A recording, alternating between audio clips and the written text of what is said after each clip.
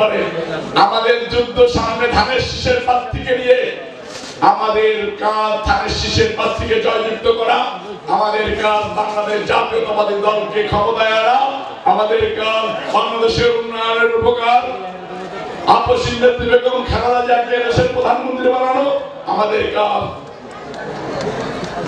যার গুণে গুণান্বিত হয়ে বাংলাদেশের স্বৈরাচারকে বিদায় করেছে, যার বিনা বাংলাদেশকে স্বাধীন করেছে, তাকে বাংলাদেশের মাটিতে ফিরিয়ে এনে বাংলাদেশের প্রধানমন্ত্রী বানানো, গণতন্ত্রকে রক্ষা করা, এটাই কি আমাদের কাজ নয়?